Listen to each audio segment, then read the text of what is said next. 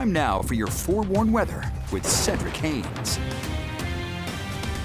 Look, I'm eager to talk with Cedric because he has been teasing this big change in the weather we can expect. So anytime you want to mention that, let's do it. Yes. I want to savor it. It's like a fine steak or something. You just savor it on your tongue, you know. Right. But no, we've been waiting for a big change. It seems like forever, and it's finally within sight. But it's still in sight, but that's a distant sight. So I don't want you to think it's coming this week. Not tomorrow. Yeah, not tomorrow. In fact, let's talk about today, too, because you probably already could tell because we set another record high. It just seems like it just keeps going and going. This record is not broken, but the actual number is 88 degrees today. That broke the previous record high of 87 set back in 1996. Not only that, but look at this. We're now safely in the top spot for the most 80-degree-plus October days since 2000 here, where we've gotten 10 now for the month of October this year.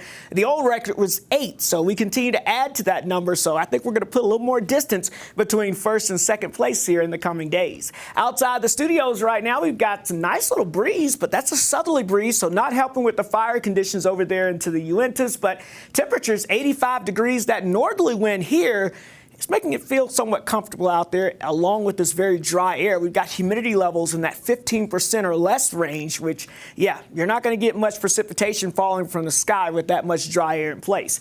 82 degrees in Ogden. We've got 88 in Hanksville, 78 degrees in Emory. We've got 82 degrees in Milford, 78, not too bad in Heber, and we've got 81 degrees currently in the Cache Valley. So, again, high pressure situated here, giving us that southwesterly flow, pumping in the heat, and that's going to be the story with us as we go into the weekend. So as we start with your Friday evening football forecast, upper 70s at kickoff along the Wasatch Front, upper 80s in St. George, but it does get comfortable as we go throughout the evening. So that's at least a change, I think, from the past couple of Friday nights we've had out there. For Utah State, they're going to be in action tonight. Tailgating, temperatures around 80 degrees. We fall from the 70s into the 60s by the final whistle for that game as well. Looking for something else to do during the morning time hours on your Saturday or Sunday? Hey, how about heading up for Oktoberfest? I think this is the last weekend for that.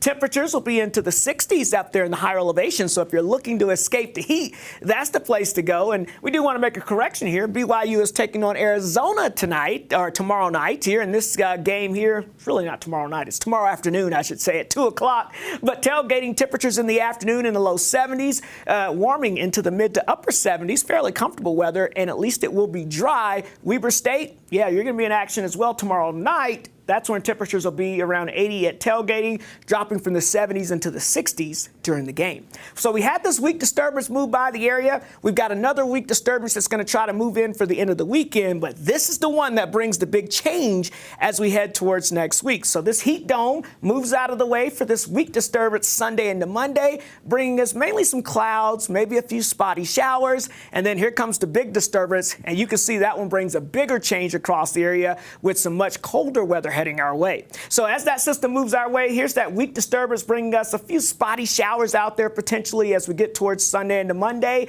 But that moves out. Here's the larger storm system bringing us a better chance of rain, and may have to watch for some snow levels as we get towards the end of next week there as we got those temperatures dropping. So we go from the 90s to the 80s. Eventually, by the end of the week, next week, we could be in the low 70s in St. George and the Wasatch Front. Are you ready, Brian? This is what you've been waiting on. All right, let's hear it. Look at that. Mid-80s, 70s, 60s, 50s. Showers. Man. It's about time, It's about time. And I'll tell you, a few of the higher elevations, maybe something else falling from the sky. So don't tease us that way, man. We'll see how it plays out. We'll be watching it. We'll see, Cedric. Appreciate it. Hey, we're going to turn now to sports. We're joined by Wes